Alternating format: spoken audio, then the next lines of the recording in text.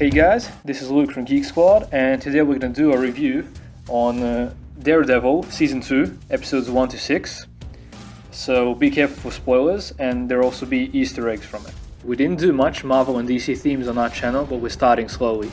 It was mostly Star Wars until now, but we want to get a larger view. The highlight of the season is definitely the Punisher, aka Frank Castle, who gets introduced in the first episode in the best way possible.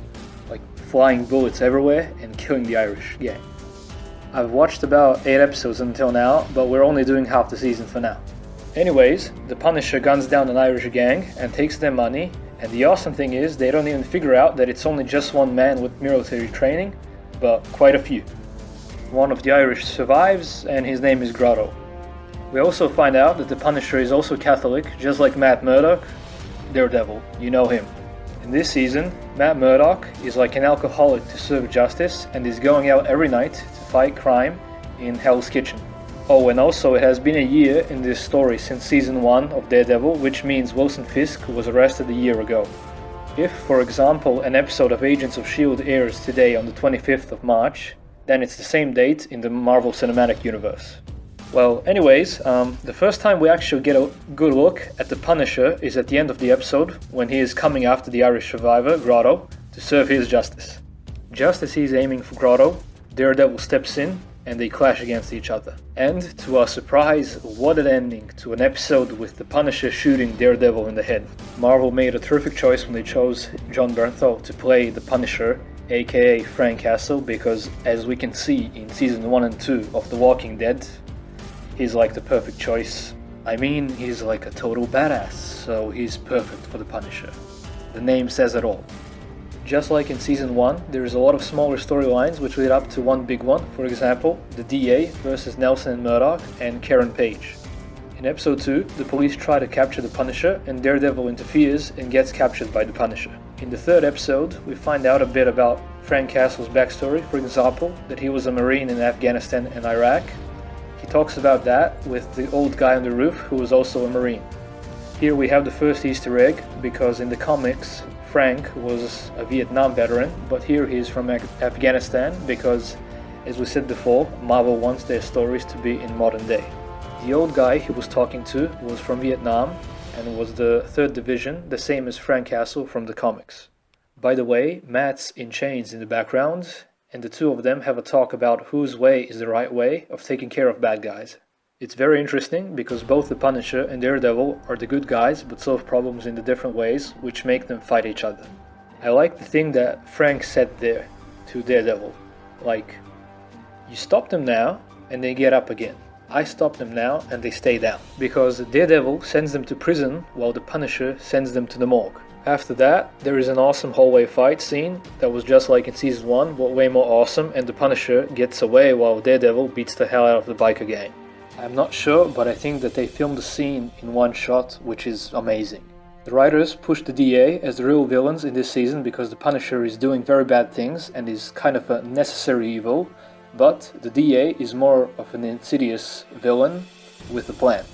We also get to see Claire while Foggy is looking for Matt because he can't find him.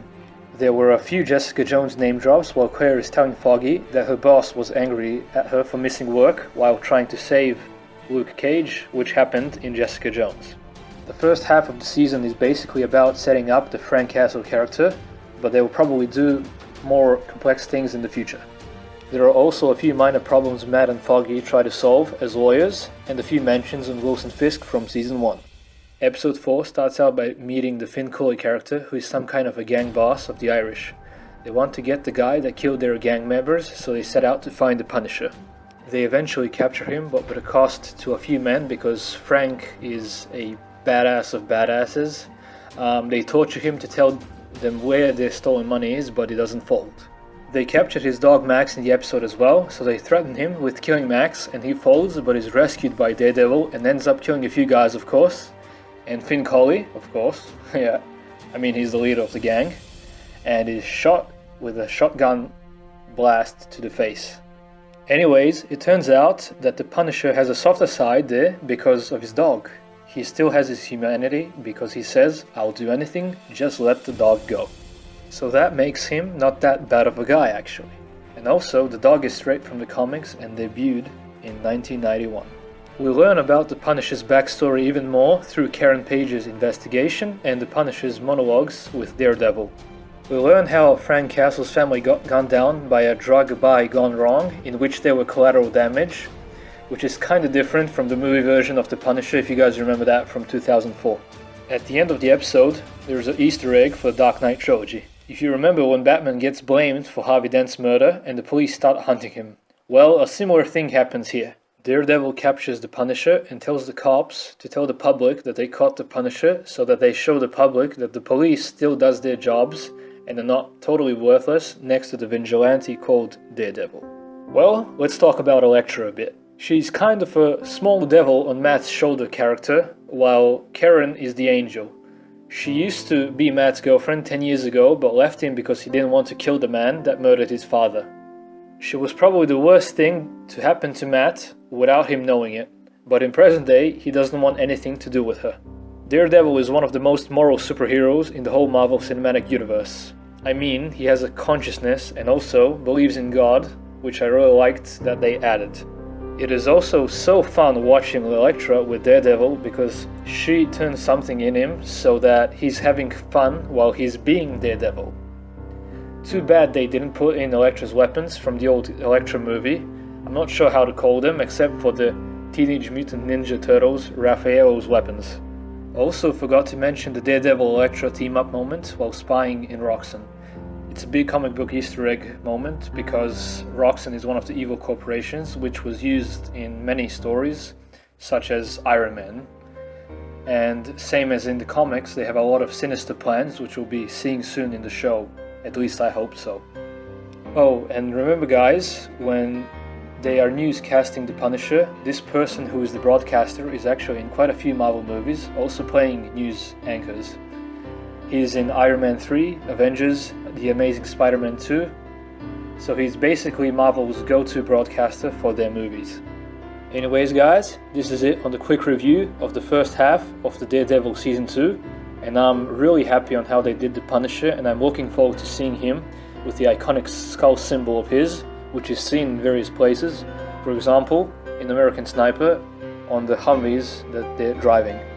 Like, comment and subscribe for more videos like this one. The other half of the season review will be here next week because we don't have time to do it sooner, and also Todd will be finishing up for me in the next video.